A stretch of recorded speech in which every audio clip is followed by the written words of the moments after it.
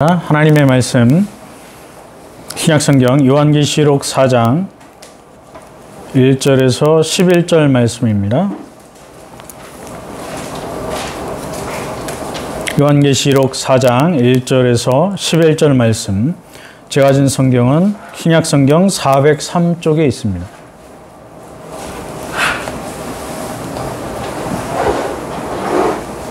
(1절과) (9절에서) (11절까지만) 봉독해 드리겠습니다.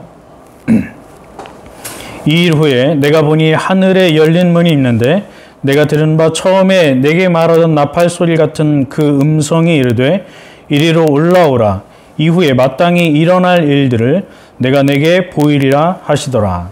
(9절입니다) 그 생물들이 보좌에 앉으사 세세토록 살아계신 이에게 영광과 존귀와 감사를 돌릴 때에 24장로들이 보좌에 앉으신 이 앞에 엎드려 세세토록 살아계시는 이에게 경배하고 자기의 관을 보좌 앞에 들이며 이르되, 우리 주 하나님이여 영광과 존귀와 권능을 받으시는 것이 합당하오니 주께서 만물을 지으신지라. 만물이 주의 뜻대로 있었고 또 지으심을 받았나이다 하더라. 아멘. 오늘도 복된 주일 하나님 앞에 예배하러 나오신 여러분, 주님의 이름으로 환영합니다. SBS의 한 프로그램에서 8명의 점술가들이 등장해서 연애하는 내용이 방송되고 있습니다. 여기에 보면 역술가, 무당, 퇴마사, 타로 점술가 이런 사람들이 출연했습니다. 이 프로그램은 시청률이 2회차인 경우 동시간대의 모든 방송 프로그램에서 1위를 차지했습니다. 그러니까 그만큼 사람들이 관심 있게 보고 있는 프로그램이었다는 것이죠. 무당과 귀신 같은 주제들이 대중문화를 점령하고 있다는 것을 알 수 있습니다.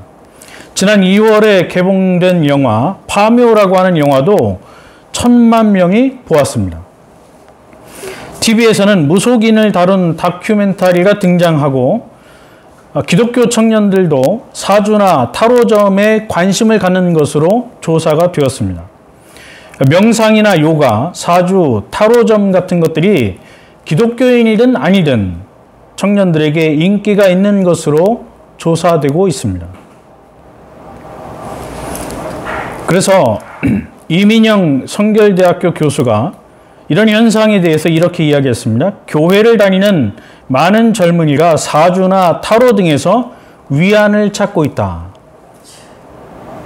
그러니까 예수를 믿는 사람이나 아니나 교회를 다니든지 다니지 않든지 우리 청년들이 가지고 있는 관심은 바로 여기에 있다는 것이죠. 귀신이나 무당에 관심이 있고 명상이나 요가나 사주나 타로점에 관심이 있다는 거예요. 왜 그렇게 여기에 관심이 있는가 하면 여기에 관심을 두고 여기에서 자기가 찾고 싶은 위안, 위로를 얻는다는 것이죠. 그런데 과연 사주나 타로가 청년들에게 위안을 주는 것인가? 우리는 깊이 생각해 보아야 합니다. 과연 이런 것들이 우리 청년들에게 위안을 줄 수 있는가? 그렇다면 반대로 하나님의 말씀과 성령은 우리 청년들에게 위안을 주지 못한다는 것인가? 아주 심각한 이야기죠. 사주나 타로점이 청년들에게 위안을 준다면 하나님의 말씀과 성령은 전혀 위안을 주지 못하는 존재가 되는 것이고, 그러면 교회에 나올 이유도 없고 하나님의 말씀도 성령도 필요가 없는 것이죠. 왜 이런 현상이 벌어지고 있습니까? 교회가 하나님의 말씀을 바르게 가르치고 성령의 위로함을 가르치지 못하기 때문이죠. 교회가 하나님의 말씀을 바로 가르치지 않는데 그 원인이 있는 것입니다. 그러니까 교회 안에 있는 청년들도 하나님의 말씀에서 위로받기보다는 세상의 문화, 세상에서 말하는 타로점이나 아니면 사주나 이런 것들을 통해서 스스로의 갈급함을 채우려고 한다는 것이죠. 그러나 우리가 성경을 자세히 보면 로마서 15장 4절과 5절 말씀에 우리에게 위로를 주는, 참된 위로를 주는 것이 무엇인가를 정확하게 말씀해주고 있습니다. 로마서 15장 4절에 보면 우리로 하여금 인내로 또는 성경의 위로로 소망을 가지게 함이니라. 우리에게 주는 참된 위로는 성경, 하나님의 말씀을 통해서 주어지는 거예요. 그러니까 하나님의 말씀, 성경을 통해서 주어지는 위로 외에는 일시적인 것이고 잠시 있다 사라지는 것이고 영원한 것이 아니고 참된 위로가 아니라는 말씀이죠. 계속해서 5절에 보면 이제 인내와 위로의 하나님이 너희로 그리스도 예수를 본받아 서로 뜻이 같게 하여 주사 이렇게 말씀합니다. 여기 보면 위로의 하나님 그렇게 명시하고 있죠. 위로라고 하는 것은 하나님으로부터 주어지는 거예요. 참된 위로라고 하는 것은 세상의 타로 점이나 사조를 통해서 주어지는 것이 아니고 하나님으로부터만 주어지는 거예요. 그래서 위로의 하나님 그렇게 우리에게 소개하고 있는 것입니다.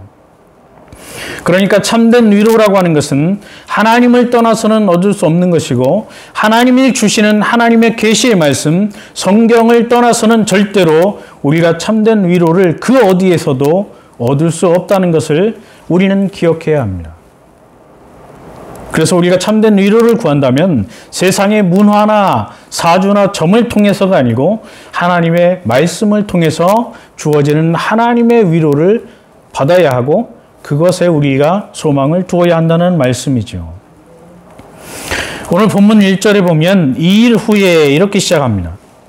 2일 후라고 하는 것은 앞절에 3장에 나오는 말씀, 2장과 3장에 나오는 소아시아의 7 교회들에게 보낸 편지의 내용을 들은 후에 그런 말이에요. 계속해서 보면 내가 보니 하늘에 열린 문이 있는데 내가 들은 바 처음에 내게 말하던 나팔 소리 같은 그 음성이 이르되 이리로 올라오라. 이후에 마땅히 일어날 일들을 내가 내게 보이리라 하시더라. 요한이 본 것이죠. 내가 보니 요한이 보았다는 거예요. 사도 요한이 보았습니다. 그런데 요한계시록을 자세히 읽어보면 내가 보니라고 하는 단어가 22번 나옵니다. 근데 그냥 쓴 것이 아니고 무언가 뜻이 있어서 쓴 것이죠. 그래서 요한이 내가 보니 이렇게 에이돈이라고 하는 단어를 22번이나 사용합니다. 그리고 내가 들으니라고 하는 단어를 21번 사용합니다. 그러니까 요한이 눈으로 본 것과 귀로 들은 것이 22번, 21번 나오는 거예요. 예수 그리스도께서 요한에게 들려주신 것, 보여주신 것을 요한이 기록한 내용이 바로 요한계시록이라는 것이죠. 그래서 요한계시록을 우리가 읽을 때 사도 요한에게 하나님이 보여주신 것, 그리고 그에게 들려주신 것을 기록한 내용이다 이렇게 이해하면 됩니다. 그런데 보았다라고 하는 것은 환상을 말하는 것이죠. 들었다라고 하는 것은 음성을 말하는 것입니다. 그러면 사도 요한이 그리스도로부터 본 환상과 그리스도로부터 들은 음성, 바로 이것이 계시를 기록하는 데 있어서 하나님이 주시는 계시의 방편이에요. 그러니까 우리가 계시의 방편, 하나님이 계시를 주실 때 여러 가지 방편들이 있습니다. 그러니까 하나님이 직접 나타나신 것, 그것을 현현이라고 부릅니다. 하나님의 현현. 혹은 하나님의 사자, 우리 성경은 그것을 하나님의 천사인지 아니면 성육신하신 구약에 나타나신 그리스도이신지 구분이 전혀 없이 그냥 전부 다 하나님의 사자라고 번역을 해놓았어요. 또 한 가지는 바로 오늘 본문에 나오는 대로 환상입니다. 그리고 하나님의 음성이에요. 또 천사를 통해서 또는 요셉과 같은 경우, 다니엘과 같은 경우 꿈을 통해서 하나님이 계시를 보여주십니다. 그러니까 이런 여러 가지 방편을 통해서 하나님이 계시를 전달해 주시는데 특별히 요한에게는 음성과 환상을 통해서 계시를 주셨다라고 하는 것이죠. 그런데 그 환상에 요한이 보니까 하늘에 열린 문이 있고 요한이 들은 바 처음에 말하던 나팔 소리 같은 그 음성이 요한에게 이리로 올라오라 이렇게 말씀하고 있는 것입니다. 이리로 올라오라 이렇게 말씀하신 그 주체는 천사가 아니고 주님이에요. 주님의 재림 전에 일어날 일들을 주님께서 보여주시겠다 이렇게 말씀하신 것입니다. 다시 말해서 예수 그리스도께서 온 세상을 통치하고 역사를 주관하고 있는 분이라는 사실을 우리에게 보여주고 있는 것이죠. 앞으로 되어지는 일들, 역사의 모든 순간순간마다 모든 일들, 사건과 사고, 그리고 매 순간마다 온 세상을 다스리고 통치하는 분은 인간 왕이나 대통령이 아니고 그리스도라고 하는 것을 우리에게 말씀해주고 있는 것입니다. 따라서 미래를 점치는 행위는 예수 그리스도의 자리를 탐내는 반역적인 죄악의 행위예요. 그러니까 어떤 용한 무당이 미래를, 앞날을 점쳐준다라고 하는 그 행위 자체는 그리스도의 자리를 탐내고 있다라고 하는 아주 못된 반역 행위라고 볼 수 있는 것이죠. 물론 그리스도가 아닌 이상 그 누구도 미래를 정확하게 알지도 못하고 점을 칠 수도 없습니다. 미래를 맞출 수도 없어요. 그런데 용한 무당에게 찾아가서 나의 미래를 맡긴다라고 하는 것은 대단히 어리석은 짓이죠. 우리가 성경을 자세히 읽어보면 귀신이라고 하는 존재들이 나타나는데 그 귀신이라고 하는 존재들은 영적인 존재이고 현재 우리들보다는 더 훨씬 지적으로 뛰어난 존재입니다. 그러니까 지나간 과거를 우리들보다는 훨씬 더 잘 알고 잘 맞추는 것이 귀신이에요. 그러니까 그런 귀신들이 무당들을 통해서 자신들의 영역을, 세력을 뻗쳐 나가는 것이죠. 그러나 그런 귀신들이 절대로 알 수 없는 것은 미래입니다. 우리의 미래와 세상의 미래는 귀신들이 알 수가 없어요. 그런데도 거기에 머리를 조아리면서 그들에게 나의 미래를 물어보고 맡긴다라고 하는 것은 대단히 어리석은 것이죠.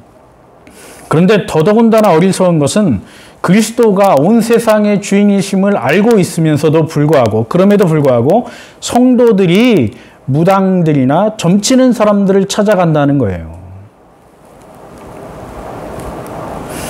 이러한 어리석은 짓들을 성도들이 하고 있는 것이죠. 계속해서 2절에 보면 내가 곧 성령에 감동되었더니 보라 하늘의 보좌를 베풀었고 그 보좌 위에 앉으신 이가 있는데 이렇게 말씀합니다. 요한이 성령에 감동이 되었습니다. 이 성령에 감동되었다라고 하는 이 말은 성령 안에 들어가게 되었다 이런 말인데 이 말을 신학적인 용어로 표현하면 성령 충만입니다. 그러니까 성령에 감동되었다, 성령 안에 들어가게 되었다, 이것이 바로 성령 충만이라고 하는 것이죠. 그런데 이 성령 충만을 이상하게 또 가르치는 사람들이 있어요. 성령 충만을 오해하면 이렇게 오해합니다. 컵 안에 물이 가득 들어있는 상태. 그러니까 내 안에, 우리 안에 성령이 들어와서 가득 충만한 상태, 가득 차 있는 상태를 성령 충만이라고 이렇게 오해합니다. 이것이 오순절 계통의 교회들이 말하는 성령 충만이에요. 그러나 성경에 나오는, 성경이 말하고 있는 성령 충만이라고 하는 것은 컵 안에 물이 가득 차 있는 상태가 아니고 바닷물처럼 물이 가득한 상태에 컵을 담가 놓는 상태를 말하는 거죠. 그러니까 성령 안에 내가 들어가는 것을 성령 충만이라고 말합니다. 이것이 성경이 말하는 성령 충만이에요.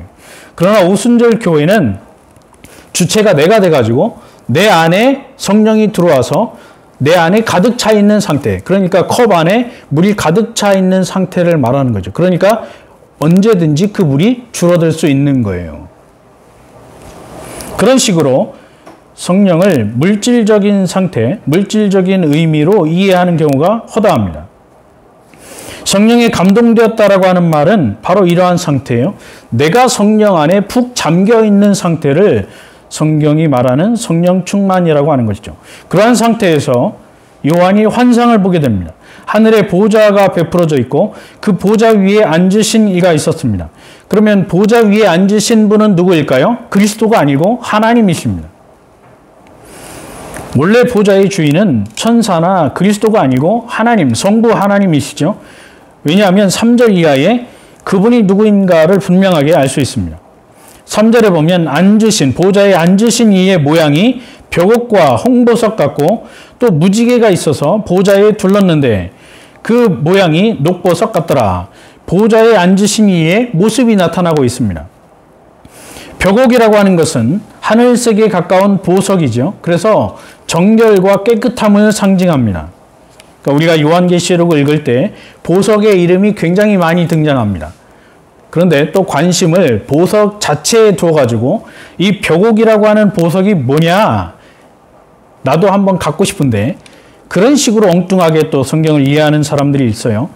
보석의 이름이나 그 보석이 어떠한 보석이냐 그게 중요한 게 아니고 그 보석이 상징하고 있는 의미가 중요한데 거기에는 관심이 없고 이 보석 자체에만 관심이 있어서 이 보석을 나도 발굴해가지고 부자가 돼보겠다.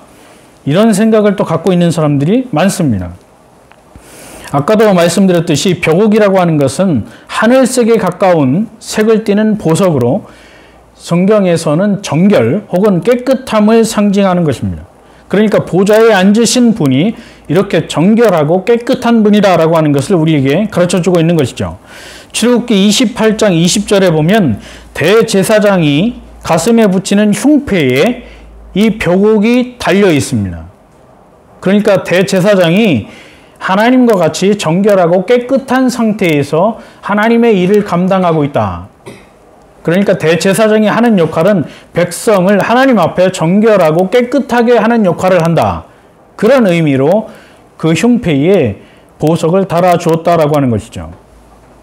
또 요한계시록 21장 18절 이하에 보면 새 예루살렘이 나타나는데 그 새 예루살렘에 대한 묘사 속에도 벽옥이 등장합니다.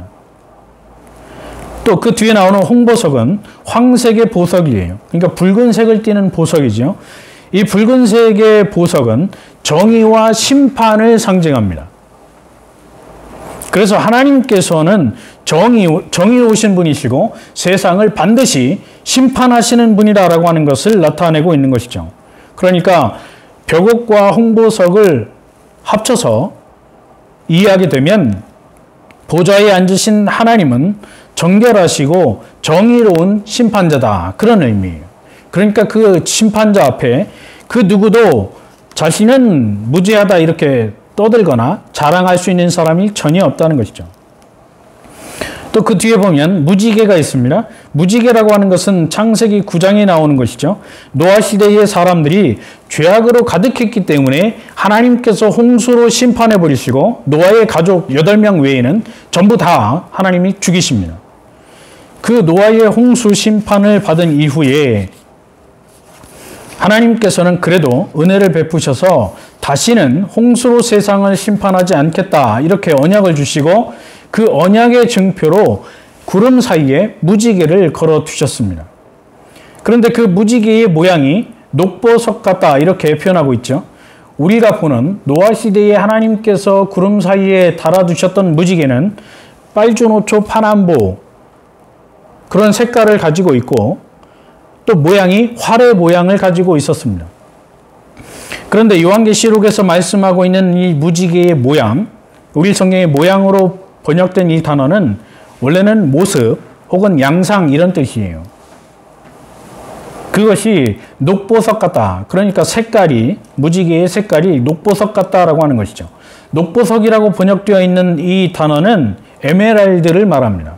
그러니까 에메랄드빛 보석을 말하는데 이것은 하나님의 자비, 하나님의 사랑을 나타내는 거예요. 그러니까 무지개라고 하는 것은 하나님의 심판과 자비를 동시에 보여주는 것이죠. 그래서 3절에서 말하고 있는 보좌에 앉으신 분이 어떠한 분이냐? 그분의 속성을 나타내는 거예요. 하나님의 속성은 정결하시고 정의로우시고 자비로우신 심판주이시다. 그분이 세상을 심판하고 지켜보고 계신다라고 하는 것이죠. 그래서 우리가 그분을 믿는다라고 한다면 하나님 앞에 늘 정결하게 살아가야 하고 하나님 앞에 올바르게 살아가야 하고 하나님 앞에 자비를 구하면서 살아갈 수밖에 없는 존재들이라고 하는 사실을 기억해야 되는 것입니다. 4절 말씀에 보면 또 보좌에 둘려 24보좌들이 있고 그 보좌들 위에 24장로들이 흰옷을 입고 머리에 금관을 쓰고 앉았더라. 오늘날 수많은 이단과 사이비들이 강조하는 구절이 바로 이 4절이죠. 이거 봐라. 4절에 보면 하나님 나라에 갔을 때 머리에 금관을 하나씩 쓰고 하늘나라에서 영광을 누리면서 살아가게 될 것이다. 얼마나 호화롭고 찬란하냐. 그러니까 너희가 가지고 있는 집과 땅과 논을 다 팔아서 하나님 앞에 드리면 하늘나라에서 아파트도 주고 이렇게 머리에 금관도 하나씩 받는다. 그럴듯하지요? 그러나 4절이 말하는 관심은 거기에 있지 않습니다. 하나님의 보좌를 중심으로 사방에 24개의 보좌들이 있습니다. 그러니까 24장로들의 보좌와 하나님의 보좌가 같이 나오는데 이것을 보고 하나님의 보좌와 24장로들의 보좌가 같이 있으니까 하나님과 24장로들이 동등한 위치에 있는 거 아니냐. 그러니까 우리가 예수 그리스도를 믿고 죄사함을 받고 천국에 가면 우리도 하나님과 동등한 존재가 되고 우리도 하나님이 될 수 있다. 이렇게 가르치는 신학자들이 대단히 많습니다. 특별히 스위스의 신학자 칼바르트 같은 경우 우리가 예수를 믿고 죽으면 천국에 가서 물론 그 사람은 천국을 인정하지 않지만 그 사람의 표현은 천국이라는 말을 사용해요. 천국에 가면 우리가 하나님이 된다. 이렇게 가르쳐요. 신화, 하나님이 되는 거예요. 그러니까 그가 말하는 구원은 우리 인간이 하나님이 되는 거예요. 그러니까 슐라이어 마허도 똑같은 이야기를 합니다. 요즘 카톨릭의 신학을 토마스 아퀴나스가 만든 신학을 다 버리고 새로운 신학자가 등장해서 카톨릭의 신학을 완전히 바꾸어 놓았습니다. 그 사람이 칼 라너라고 하는 사람이에요. 그런데 그 사람도 똑같이 이야기합니다. 우리가 구원받는 것은 신이 되는 것이다. 그러니까 신이 되면 무슨 짓을 하고 무슨 말을 하고 무슨 행동을 해도 죄가 안 되는 것이죠. 신이 되기 때문에. 그러나 이것은 오늘 여기서 말하고 있는 하나님의 보좌와 24장로들의 보좌는 동등한 게 아니고 하나님의 영광의 보좌, 하나님의 보좌, 통치와 다스림 속에 24장로들이 동참한다는 거예요. 그러니까 하나님의 영광에 동참한다. 하나님의 통치에 동참한다는 의미이지 하나님과 똑같이 동일해진다 이런 말이 아니죠. 사탄이 아담과 하와를 꼬일 때 했던 말이 바로 그것입니다. 너희가 선악과를 따먹으면 눈이 밝아져서 하나님과 같이 된다. 다른 말로 바꾸면 하나님이 된다는 거예요. 그것을 오늘날 교회의 신학자들이라는 사람들이 똑같이 반복해서 성경을 오해하고 잘못 가르치고 있다는 것이죠. 그러면 24장로들은 누구인가?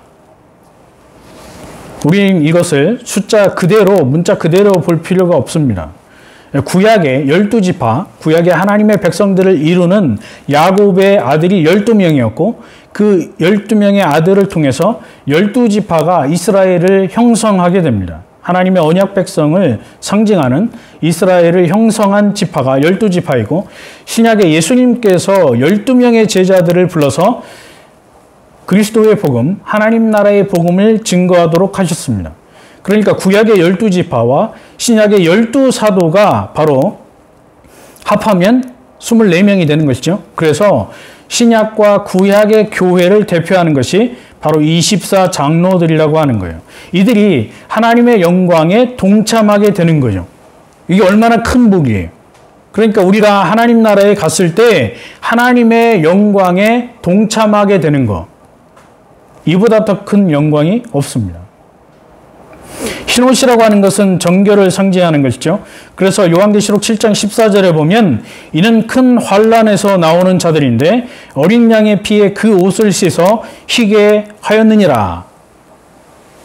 그러니까 이것을 오늘날 과학이나 의료를 다루는 사람들의 입장에서 이해를 하려고 하면 이해가 절대 되지 않습니다. 피는 붉은색이고 그 붉은색에다가 옷을 어떤 옷감이든지 담그게 되면 붉은색이 되는 것이죠. 그런데 성경은 그렇게 말하지 않고 어린 양의 피에다가 옷을 씻고 담그면 옷이 희어지게 된다. 전혀 다른 이야기를 하고 있는 것이죠. 그러니까 어린 양의 피에 옷을 씻는다라고 하는 것은 우리의 죄악을 그리스도의 보혈로 정결하게 씻는다. 그런 의미를 가지고 있는 거예요. 그리스도의 보혈로 죄에서 정결하게 된 것을 흰옷으로 표현하고 있는 것입니다. 또 그들의 머리에는 금관이 쓰여져 있습니다.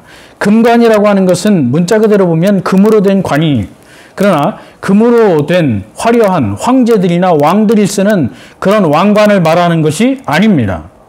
그런 단어는 헬라어 단어에 다른 단어가 있어요.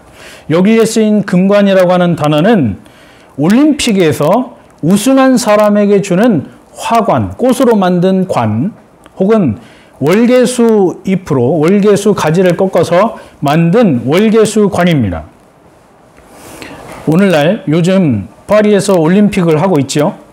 근데 그 올림픽의 처음으로 돌아가면 고대 그리스 아테네에서 올림픽이 시작이 되었는데, 그 올림픽 경기에 마라톤이라든지 아니면 말을 타고 달리는 그런 경주에서 우승한 사람에게 무엇을 주었는가 하면 월계수 가지를 꺾어가지고 관을 만들어서 머리에 씌워주었습니다. 무엇을 그게 의미하는가 하면 이 사람이 이 경기에서, 올림픽 경기에서 1등을 했다. 그러니까 우승자다라고 하는 표시로 월계수 가지를 꺾어서 관을 씌워가지고 그 머리에 씌워줍니다. 그러면 거기에 모인 관중들이 그 사람을 향해서 박수를 쳐줍니다. 아, 저 사람이 1등 했구나. 그래, 수고했다. 그러면서 그 사람에게 영광을 돌리는 것이죠. 그래서 박수를 쳐줘요. 그리고 이제 그 사람이, 우승한 사람이 집에 돌아갈 때 그 관 어떻게 할까요? 월계수로 만든 관 쓰레기통에 집어 던지고 갑니다. 집에 가져가지 않아요.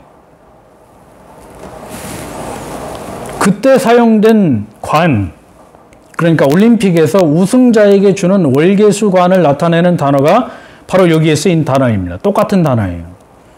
그러니까 금으로 만들어서 화려하게 만들었고 거기에 내 이름을 박아 넣어서 이것은 내 거야 그러면서 천국에 가면 끼고 다니는 게 아니고, 그 관이 상징하는 것은 하나님의 영광, 하나님의 통치에 동참한다는 거죠. 그러니까 하나님의 그 찬란하신 영광 속에 예수 그리스도를 믿고 구원받은 성도들도 동참하게 된다는 의미예요. 그런데 이단들은 봐라, 천국에 가면 너의 이름이 새겨진 관을 하나씩 줘가지고 그 관을 집에 벽에다 걸어놓든지 그것을 소중하게 너도 받을 수 있다. 그러면서 그 영광의 관을 얻기 위해서는 열심히 전도도 많이 해야 되고 기도도 많이 해야 되고 헌금도 많이 해야 되고 집도 팔아야 되고, 그런 식으로 성경을 잘못 가르치고 있다는 것이죠.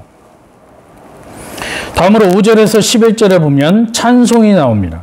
그러니까 하나님 나라에서 성도들이 하는 것, 하나님 나라에서 우리 하나님의 백성들이 무엇을 하면서 살아가는가? 하나님께 예배드리고 하나님께 영광을 돌리고 하나님을 경배하면서 살아간다는 거예요. 우리 아이들이 어린 시절에 천국에 가면 무엇 하면서 살아요? 이렇게 질문해요. 그래서 요한계시록 4장을 읽어주면서 설명을 해주면, 아, 그러면 천국에 가기 싫은데요. 왜? 재미가 없으니까. 맨날 예배드리고 축구도 안 하고 게임도 없고 TV도 없고. 천국에 대해서 잘못 생각하고 있다라고 하는 것이죠. 천국에서는 하나님을 경배하는 일이 가장 행복하고 가장 즐거운 일이다라고 하는 거죠.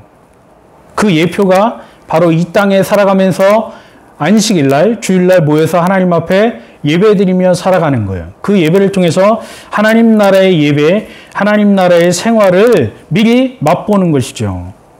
5절 말씀에 보면 보좌로부터 번개와 음성과 우레소리가 나고 보좌 앞에 켠 등불 7이 있으니 이는 하나님의 7 영이라. 이것들은 다 심판을 상징하는 내용들입니다. 심판으로부터 주어지는 재앙들을 상징하는 거예요. 번개와 음성과 우레소리, 보좌로부터 난다라고 하는 것은 성부 하나님께로부터 이러한 심판의 재앙들이 주어진다라고 하는 것이죠.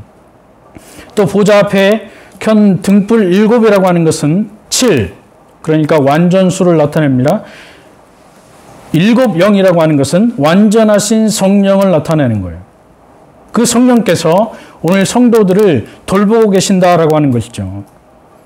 6절에 보면 보좌 앞에 수정과 같은 유리바다가 있고 보좌 가운데와 보좌 주위에 네 생물이 있는데 앞뒤에 눈들이 가득하더라.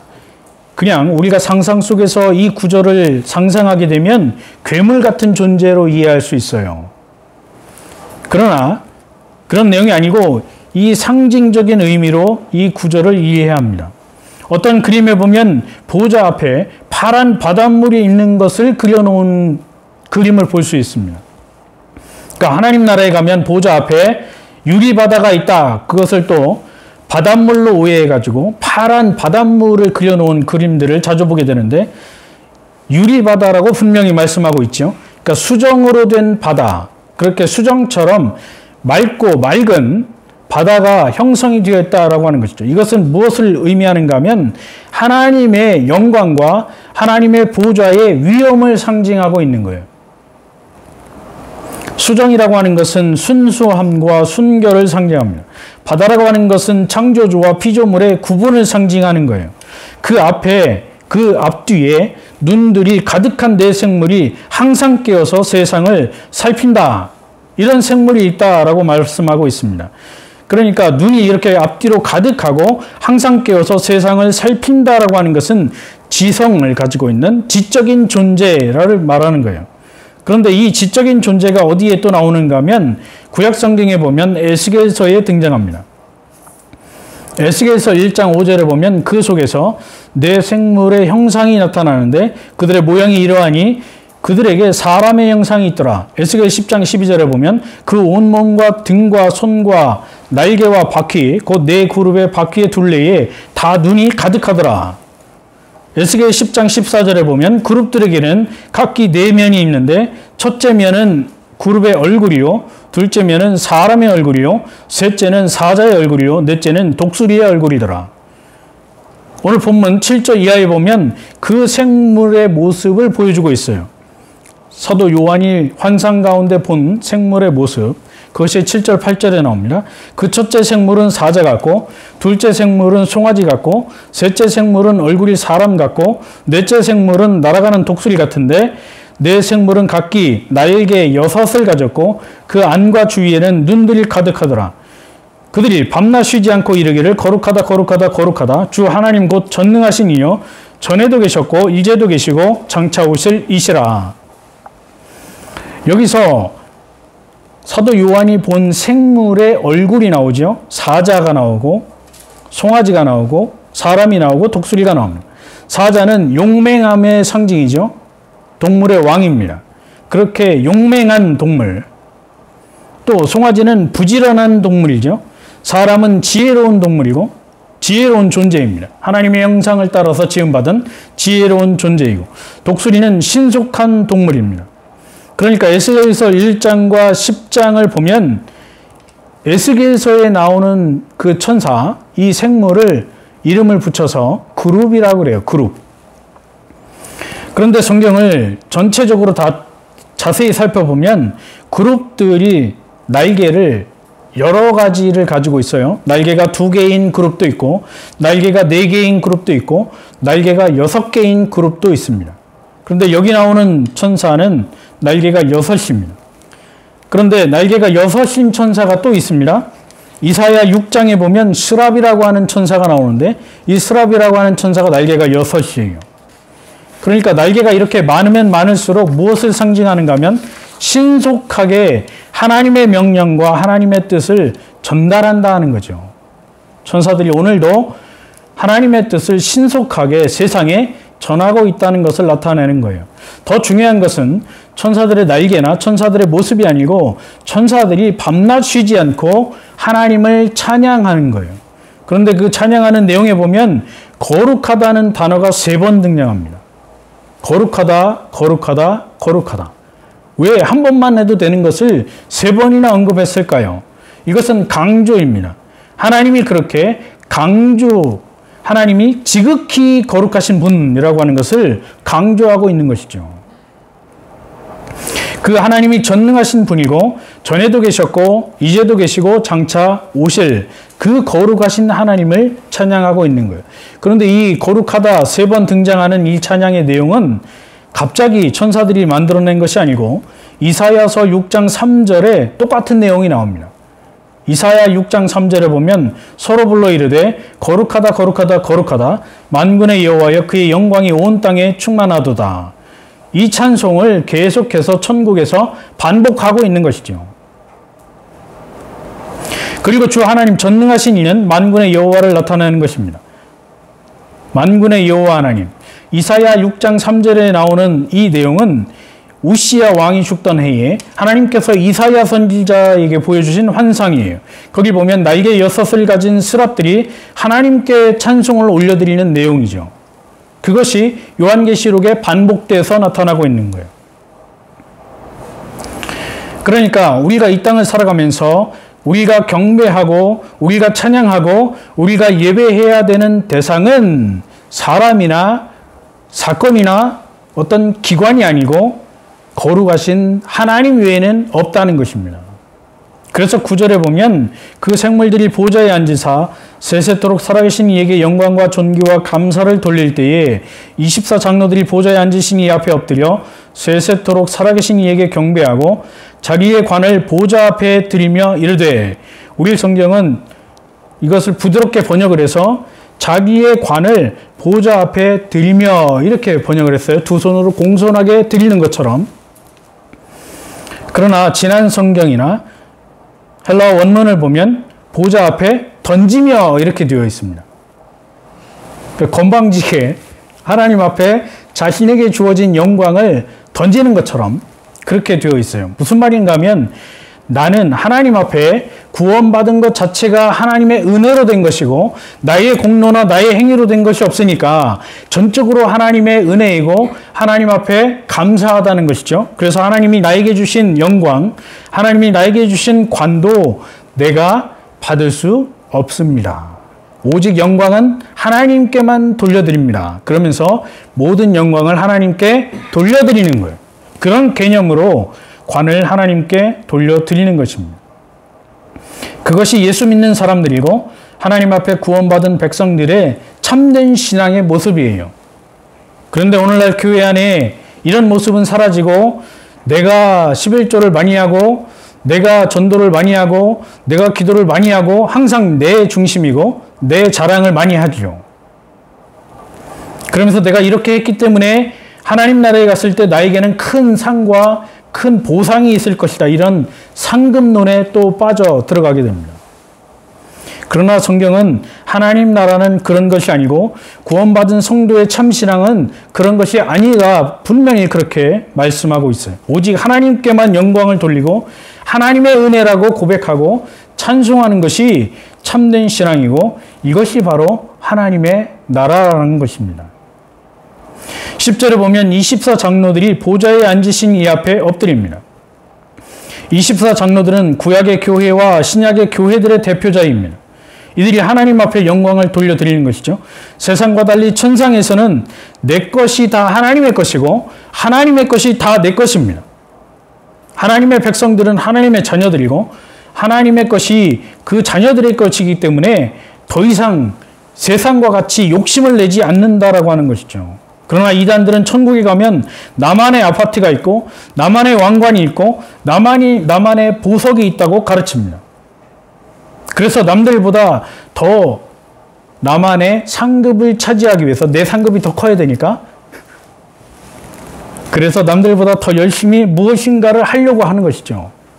그런데 하나님의 영광을 위해서 하나님이 나에게 베풀어 주신 은혜에 감사해서 참된 신앙 안에서 하나님께 영광을 돌리기 위해서 열심을 내는 것이 아니고 천국에서 내 것이 더 커져가기 위해서 더 많이 받기 위해서 그렇게 자신의 공로를 쌓아가고 있는 모습이 오늘날 잘못된 교회의 신앙관이라고 하는 것입니다. 11절 말씀에 보면 하나님에 대한 찬양이 나옵니다. 하나님은 영광스러운 분이시고 존귀하신 분이고 권능의 하나님이십니다. 그분이 창조주이시고 통치자이십니다. 만왕의 왕이십니다. 만물의 기원이고 만물의 존재 목적을 보여주고 있는 거예요. 하나님께서 온 세상을 창조하시고 지으셨다라고 분명히 말씀하고 있죠. 그러니까 오늘날 세상이 말하는, 오늘날 과학이 말하는 무신 진화론, 찰스 다윈이 주장하는 무신 진화론은 엉터리 이론이고, 또 신복음주의가 말하는 유신 진화론, 이것도 엉터리 신앙이라고 하는 거예요. 얼마 전에 이 유신 진화론을 모 신학대학교 교수가 주장했다가 학교에서 쫓겨났죠. 그런데 그 사람은 끝까지 굽히지 않고 내가 말하는, 내가 믿고 가르치는 유신 진화론이 성경적인 것이다, 이렇게 또 우기고 있습니다. 그러나 성경을 어디 뒤져봐도 유신 진화론을 인정한 구절이 단 한 구절도 없어요. 하나님께서는 생물을 창조하실 때 각기 종류대로, 원문을 보면 그 종류 하나하나대로, 닭이 진화해서 개가 되는 것이 아니고 닭은 닭대로, 개는 개대로 하나님께서 분명하게 창조하셨습니다. 과학이 성경 위에 있지 않습니다. 과학으로 성경을 판단하고자 하는 것은 바로 그 신앙 자체가 잘못된 신앙이라고 하는 것이죠. 성경으로 과학을 판단해야 되는 것입니다. 우리의 이성에 맞지 않아도 성경이 말씀하고 있으면 그것이 더 우선이 돼야 되는 거예요. 그것이 진리가 되는 것이죠. 과학에 비추어서 맞지 않으면 성경을 뜯어 고치려고 하는 생각은 과학이 이미 성경 위에 있다는 출발에서 시작하는 거예요. 천국에서도 나의 영광과 나의 존귀와 나의 부의 욕심을 가진다면 우리가 가지고 있는 천국은 성경이 말하는 천국이 아니고 내가 상상하고 있는 천국입니다. 세상에서도 천국에서도 주님의 영광이 우선되어야 하는 것이죠. 그러면 교회 안에서 싸울 일이 없습니다. 교회 안에서 싸우고 다툰다는 것은 여전히 천국을 잘못 알고 있고 교회를 잘못 알고 있기 때문입니다. 이제 말씀을 정리합니다. 우리의 신앙관, 우리의 세계관을 오늘 본문이 말하고 있는 11절의 말씀으로 다 뜯어 고쳐야 되는 거예요. 예수 그리스도를 믿고 구원받은 하나님의 백성들이라면 우리의 세계관과 우리의 신앙관을 11절로 고쳐야 합니다. 11절 말씀에 보면 우리 주 하나님이여 영광과 존귀와 권능을 받으시는 것이 합당하오니 주께서 만물을 지으신지라. 만물이 주의 뜻대로 있었고 또 지으심을 받았느니라. 하나님께 모든 영광과 존귀를 돌리는 것이고 그 하나님이 온 세상의 주인이라고 하는 것을 분명히 아는 것이 우리의 신앙이고 세계관이 되어야 하는 것입니다. 밖에 가운데 있는 교회들에게 주님은 하나님의 나라의 모습과 천상의 예배를 통해서 위로를 주셨습니다. 이 세상에서 예수 믿는 것 때문에 비록 고통을 당하고 박해를 당한다 할지라도 영화롭고 복된 하나님의 나라가 준비되어 있으니까 박해 속에서 인내하고 소망을 가지라는 것이죠. 그 하나님께서 오늘도 우리와 함께 하심을 믿고 담대히 살아가는 저와 여러분이 되기를 주님의 이름으로 축원합니다. 기도하겠습니다. 우리를 죄악에서 건져주시고 하나님의 거룩한 백성으로 삼아주신 은혜를 감사합니다. 세상에 소망을 두지 말고 오직 하나님의 나라와 천상의 예배를 바라보며 위로와 소망을 가지는 주의 백성들 되게 하여 주옵소서. 예수님의 이름으로 기도하옵나이다. 아멘.